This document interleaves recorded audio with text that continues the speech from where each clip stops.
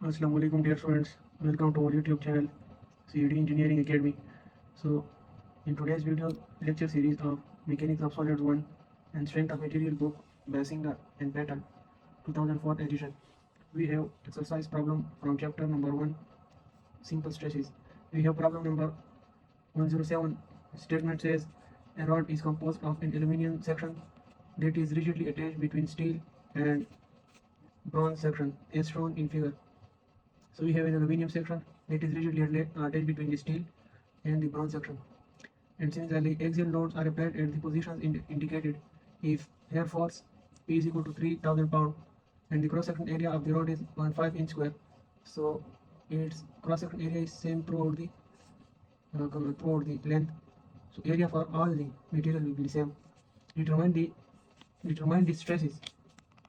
Determine the stresses in each section. So we have to find stresses in each section. Dear student, तो चलिए हम solution की तरफ आते हैं कि इसका सोल्यूशन किस तरह है। सबसे पहले तो हम इस क्वेश्चन का जो गिवन डेटा है वो लिख दें कि हमें क्या गिवन है। यहाँ पर हमारे पास एक्सेल लोड जो है जो कि पी से रिप्रेजेंट हुआ है वो कितने 3000 पाउंड, और उसके साथ क्रॉस सेक्शन एरिया हमारे पास क्या है, वो हमारे पास है 0.5 इंच स्क्वायर। उसके साथ साथ हमने क्या फाइंड करना है, हमने स्ट्रेसेस फाइंड करने हैं तीनों के लिए, फॉर ऑल तीनों सेक्शंस के लिए हमने स्ट्रेसेस फाइंड करने हैं। तो डियर फ्रेंड्स, स्ट्रेसेस का फार्मूला हमें पता है कि सिंपल जो एक्सेल स्ट्रेस होता है ये किस चीज़ के बराबर होता है, फोर्स पर यूनिट, फोर्स पर क्रॉस सेक्शन एरिया। तो हमारे पास क्रॉस सेक्शन एरिया भी है और उसके साथ साथ हमें स्ट्रेस फाइंड करने हैं। तो हमने क्या करना होगा, इन एक्सियल बार पर जो फोर्सेस अप्लाई हो रहे हैं हर एक सेक्शन का हमने उसका फोर्स एनालाइज करना है कि उस पर क्या फोर्स लग रहा है, कंप्रेशन लग रहा है, टेंशन लग रहा है, और फिर उसके बाद हमने उसके मुताबिक स्ट्रेसेस फाइंड करने होंगे। तो हम यहाँ पर फोर्सेस की एनालिसिस करते हैं। देखो, अगर हम यहाँ पर रिजल्टेंट शो करें कि यहाँ पर कितना रिजल्टेंट एक्ट हो रहा है, तो अगर मैं लेफ्ट साइड को नेगेटिव कन्वर्जन दूँ तो ये -4p फिर +p, इससे हमारे पास क्या आंसर आ जाएगा -3p। तो इसका मतलब है कि यहाँ पर इस सपोर्ट पर हमारे पास इस डायरेक्शन में एक्शन फोर्स लग रहा है कंबाइनली इन 4p और p से को जो हम कंबाइन लेते हैं, तो यहाँ पर हमारे पास एक्शनल फोर्स लग रहा है जो कि किस के बराबर है, 3p के बराबर है। तो इसके रिएक्शन में हमारे पास इस फिक्स सपोर्ट पर रिएक्शन में हमारे पास 3p फोर्स आएगा और वो भी अवेज आएगा। सही है, यहाँ पर भी 3p होगा, तो हम यहाँ पर 3p शो करते हैं। सही है, इसका रिएक्शन है। अब ये क्वेश्चन हम दोनों तरीकों से इन फोर्सेस को दो तरीकों से एनालाइज करते हैं। एक तो हम एक एक का क्रॉस सेक्शन लेते हैं, ठीक है, फ्री बॉडी डायग्राम पर ड्रा करते हैं, और दूसरा एक्सियल लोड डायग्राम से भी कर सकते हैं। दोनों मेथड से मैं आप लोग को समझाता हूँ, फिर जो आपको ईजी लगे तो आप लोग उससे कर सकते हो। एक्सियल लोड डायग्राम जो है वो आगे आप लोगों को बहुत हेल्पफुल होगा बेंडिंग मोमेंट डायग्राम में और शेप फोर्स डायग्राम बनाने में। तो मैं दोनों आप लोगों को एक्सप्लेन करता हूँ कि क्या होता है। तो सबसे पहले ये क्रॉस सेक्शन या फ्री बॉडी डायग्राम जो हम बनाते हैं उससे मैं करता हूँ। अगर हम ये स्टील का जो है यहाँ पर क्रॉस लगाए और शो करें कि इसके अंदर इंटरनल क्या चल रहा है, कितने फोर्सेस है, ठीक है, तो हम स्टील का लेते हैं पहले। यहाँ पर हमारे पास एक्शन फोर्स कितना है, वो 4p है, तो उसके रिएक्शन में भी हमारे पास अवे जाएगा और यहाँ पर फोर्स 4p फोर्स रहेगा। तो अगर हम इसको इसके नीचे पढ़ेंगे तो ये भी अवे जा रहा है ये रिएक्शन फोर्स।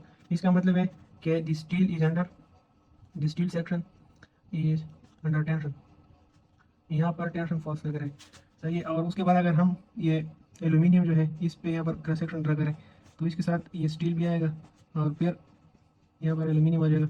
ये 4p यहाँ पर एक्शनल फोर्स है, ठीक है, तो इसके रिएक्शन में यहाँ फोर्स भी आएगा इसके अपोजिट और मैग्नीट्यूड यही होगा। तो ये भी आगे जा रहा है, ये भी इधर आगे जाएगा, ठीक है, ये भी 4p होगा। आपने रिएक्शन किस तरह फाइंड करना है, एक्शन जिस डायरेक्शन में हो उसके अपोजिट आपने रिएक्शन ड्रा करना है, और मैग्नीट्यूड वही हो गया। कुछ और फोर्सेज हुए तो उसको कैलकुलेट करके फिर आपने उसके मुताबिक लेना होगा। अच्छा, यहाँ पर भी ये एल्यूमिनियम जो है ये अंडर टेंशन है, सही है, 4p। उसके बाद अगर हम ब्रॉन्ज का लेते हैं तो हम ब्रॉन्ज का इस साइड से भी, ये ब्रॉन्ज जो है ये हम इस साइड से भी ले सकते हैं और इस साइड से भी ले सकते हैं। तो ये साइड जो है इससे थोड़ा मुश्किल होगा आप लोग को एनालाइज करना, इस साइड से आसान होगा। इस साइड से भी आप लोग ले सकते हो। देखिए, अगर मैं यहाँ पर स्टील ड्रा करूँ, फिर एल्यूमिनियम ड्रा करूँ, फिर इधर ब्रॉन्ज ले लूँ, तो यहाँ पर कितना फोर्स लग रहा था, 4p था। देखो यहाँ पर 4p था, यहाँ पर p लग रहा है, तो देखो 4p और यहाँ पर -p हो जाएगा। तो ये कितना आ जाएगा, ये अगर मैं इसको इसमें से एक को कन्वेंशन देता हूँ, ये टेंशन जो है इसको मैं प्लस देता हूँ, कंपेरेशन को माइनस देता हूँ, तो 4p -p, तो यहाँ पर हमारे पास इस डायरेक्शन में हमारे पास क्या आएगा, +3p आ जाएगा। 4p -3p, तो हमारे पास यहाँ पर एक्शन फोर्स क्या आएगा, हमारे पास आएगा इस डायरेक्शन में 3p। तो इसके रिएक्शन में फिर यहाँ पर मैं क्या शो करूँगा, इसके रिएक्शन में मैं यहाँ पर फिर 3p शो करूँगा, सही है, यहाँ पर 3p शो हो जाएगा, सही है। इसकी रिएक्शन सॉरी, अगर रिएक्शन इस तरह हो तो रिएक्शन हमारे पास कहाँ होगा, वो हमारे पास इस साइड पे होगा, सही है। ये आप लोगों ने ख्याल करना है, ये एक्शन फोर्स है 4p और 3p से है, और यहाँ पर हमारे पास ये रिएक्शन हो जाएगा।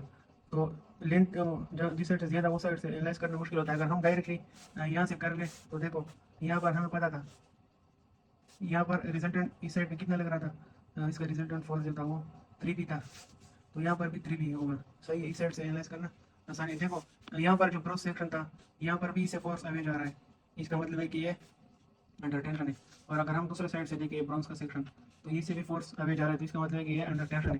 अंडर टेंशन तो है, लेकिन यहाँ पर कितना टेंशन है, सही है। यहाँ पर हमारे पास ये जो ब्रॉन्ज सेक्शन है ये अंडर टेंशन है, यहाँ पर 3p फोर्स लग रहा है। ये तो आप लोग इस मेथड से होंगे। अब मैं आप लोगों को एक दूसरा मेथड बताता हूँ, एक्सेल लोड डायग्राम के जरिए। एक्सेल लोड डायग्राम के जरिए हम किस तरह रिज्यूम करेंगे। सबसे पहले तो ये बात है कि एक्सेल लोड डायग्राम हम किस तरह बनाते हैं, पहले वो सीख लें, साइन कन्वर्शन।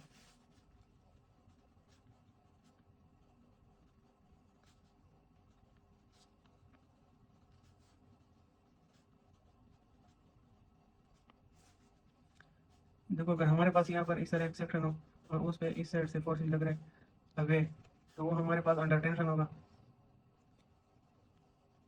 और उसके साथ साथ इसको हम पॉजिटिव साइन देते हैं।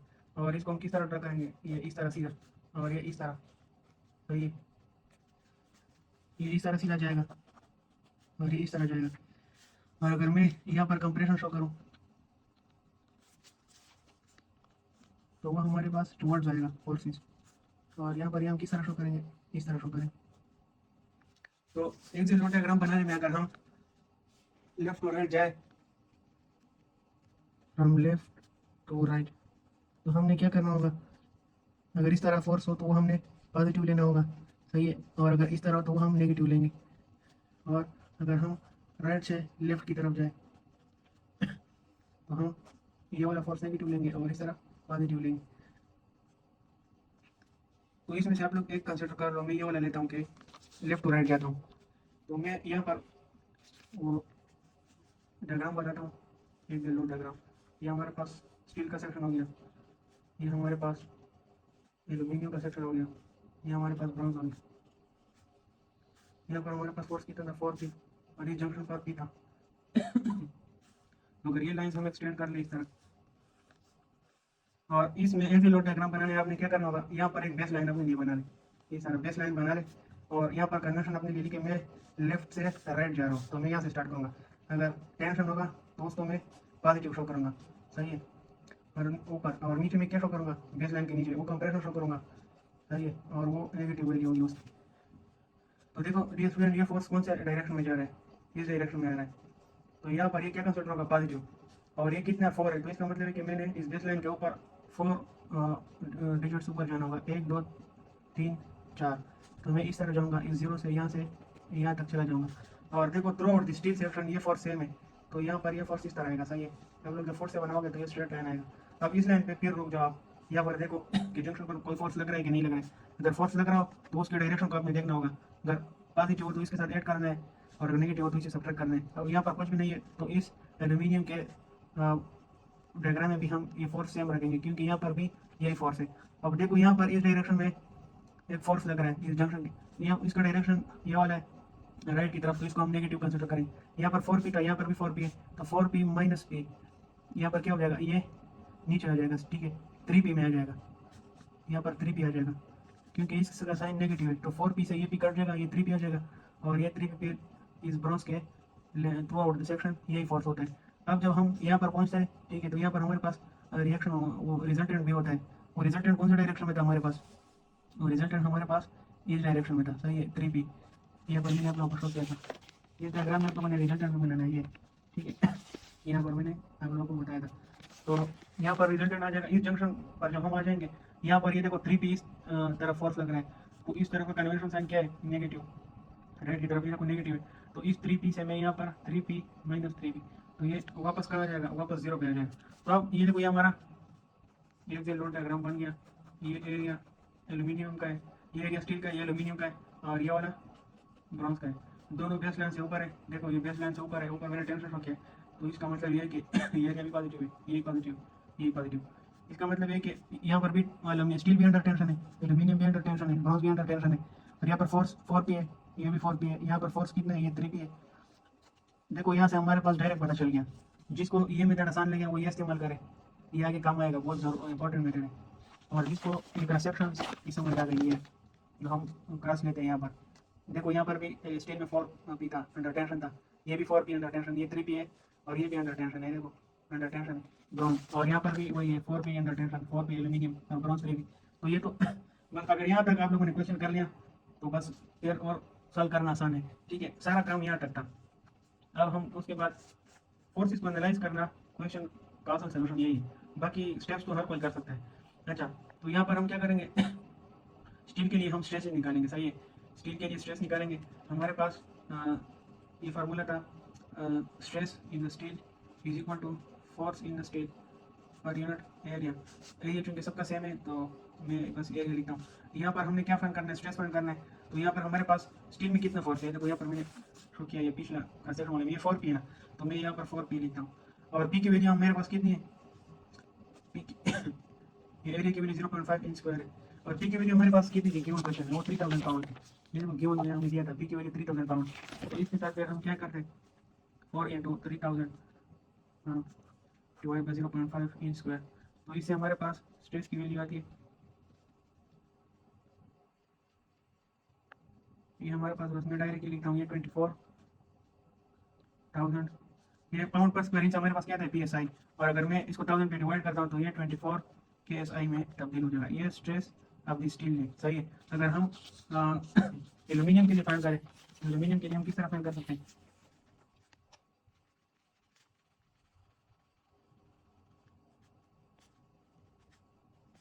अच्छा यहाँ पर हमारे पास स्ट्रेस एल्यूमिनियम के, यहाँ पर फोर्स पर यूनिट एरिया, तो एल्यूमिनियम में फोर्स हमारे पास कितना था, देखो एल्यूमिनियम में भी हमारे पास फोर्स था, वो 4 पी था, तो यहाँ पर मैं 4 पी लिख रहा हूँ, 4 पी डिवाइडेड बाई एरिया 0.5, इससे भी वही आंसर आएगा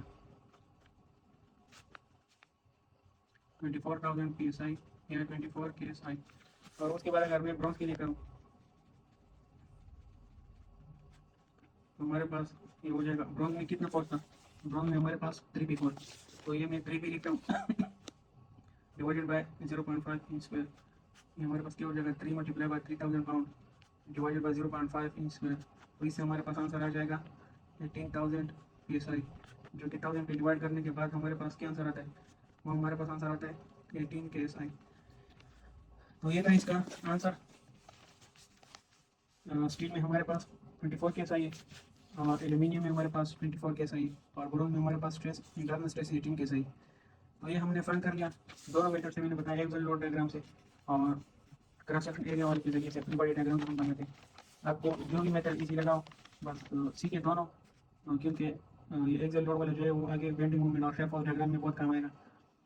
फिर मिलते हैं इंशाल्लाह नेक्स्ट प्रॉब्लम में, तब तक के लिए इतना ही, खुदा हाफिज़।